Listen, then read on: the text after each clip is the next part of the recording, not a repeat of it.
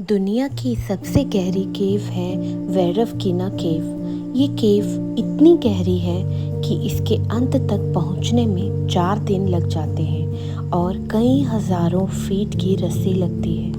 ये केव रशिया और जॉर्जिया के बॉर्डर पे है।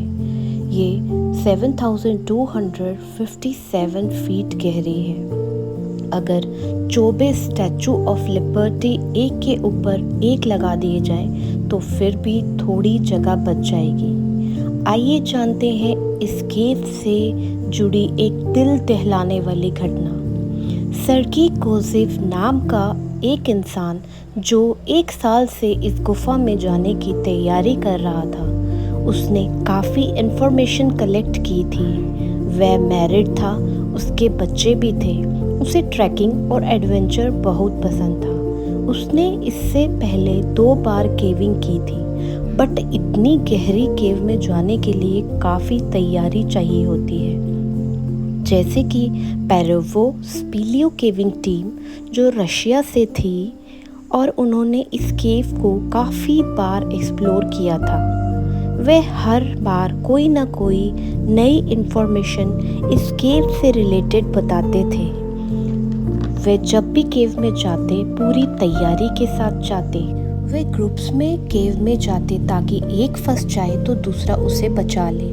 रशियन टीम ने केव में नीचे जाते वक्त जगह जगह पर कई कैंप्स लगाए हुए थे। सितंबर 2018 में ये रशियन टीम केव में 7,000 फीट नीचे वाले कैंप में थे जब एकाएक बारिश का पानी केव में आने लगा और उनका कैंप भरने लगा। वह सब डर गए और जल्दी जल्दी ऊपर वाले कैंप में जाने लगे जो कि 100 फीट ऊपर था। बट भगवान की कृपा से ये सारे सही सलामत बच गए। हालांकि बहुत ही मुश्किल से बचे ये सारे। बट उनका नीचे वाला कैंप पूरी तरह से पानी में डूब गया और 16 घंटों बाद पानी ऊपर से केव में आना बंद हुआ। सर्गेई कोजेव ये सब न्यूज़ में देखकर काफ़ी प्रभावित हो गया था। वह वहाँ जाने के लिए तैयार हो गया था। उसने अपनी वाइफ को कुछ नहीं बताया कि वह कहाँ जा रहा है। उसने बस इतना कहा वह हफ्ते बाद लौट आएगा। फिर सर्गेई 2 घंटे का सफ़र अपनी कार में तय करके इस केव के पास पहुंचता है। जैसे ही केव की एंट्रेंस में पहुंचता है, वहां एक रस्सी बांधकर वह नीचे जाने लगता है। वह थोड़ी बहुत इक्विपमेंट्स लाया था और अपने बैग को वाटरप्रूफ बैग में डाल देता है क्योंकि केव में कुछ एरिया में पानी हो सकता है, ऐसा उसे पता था। लेकिन वह वाटरप्रूफ कपड़े बिल्कुल नहीं लाया अपने लिए, बस एक जोड़ी कॉटन का कपड़े पहन के आया था। उसने केव को फॉर ग्रांटेड लिया जिसकी कीमत उसे बाद में चुकानी पड़ी। उसके पास एक मैप था जिससे उसे ये पता था कि रशियन टीम ने केव में कैंप कहाँ कहाँ लगाए हैं। केव का पहला पार्ट काफ़ी तंग था तो उसे काफ़ी प्रॉब्लम्स आई, जो कि 1250 फीट नीचे था। अब सामने एक 500 फीट गहरा गड्ढा नज़र आ रहा था जहाँ पर उसको रस्सी पकड़कर नीचे उतरना था। सर्गे इतना एक्साइटेड हो गया कि उसने कुछ भी नहीं सोचा। वहाँ पर पेरियोपोलियो टीम की रस्सी पहले से लगी थी जिसे पकड़कर सर्गेई बिना कुछ सोचे नीचे उतरने लगता है। गुफा में बहुत ज़्यादा अंधेरा था और बस सर्गेई की थोड़ी सी बैटरी की रोशनी थी। वह जैसे जैसे नीचे जा रहा था वैसे वैसे ठंड भी बहुत बढ़ती जा रही थी। वो थोड़ा डरा हुआ था, लेकिन डीपेस्ट केव के अंत पॉइंट तक पहुंचने की लालसा ने उसकी सोचने की शक्ति खत्म कर दी। सर्गेई जैसे ही नीचे पहुंचता है तो उसे ध्यान आता है कि इस 500 फीट गड्ढे से नीचे उतरना तो बहुत आसान है, बट वह ऊपर कैसे जाएगा। उसके पास तो फुट स्टिरप्स नहीं थे जो कि रस्सी से ऊपर चढ़ने के लिए बहुत ज़्यादा ज़रूरी होते हैं। फिर भी वह रस्सी के सहारे ऊपर चढ़ने की बहुत कोशिश करता है। बार बार चढ़ता है, फिर गिर जाता है, फिर चढ़ता है, फिर गिर जाता है और अंत में वह एग्जॉस्ट हो जाता है। पास में ही रशियन टीम का कैंप नंबर 2 था तो सर्गेई वहाँ जाके थोड़ी देर रेस्ट करता है।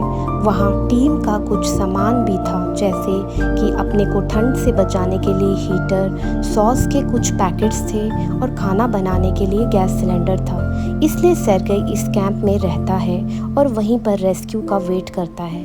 पर रेस्क्यू कैसे आती, उसने किसी को बताया ही नहीं था कि वह कहाँ जा रहा है, और वह थोड़ा बहुत खाना लाया था, वो भी 6 दिन बाद ख़त्म हो गया। 6 दिन तक वह इसी कैंप में रहा और उसे एहसास हो जाता है कि कोई उसे अब बचाने नहीं आएगा। अब वह ठंड और ना के बराबर खाने के कारण काफ़ी कमज़ोर पड़ रहा था और वह ऊपर वापस नहीं जा पा रहा था।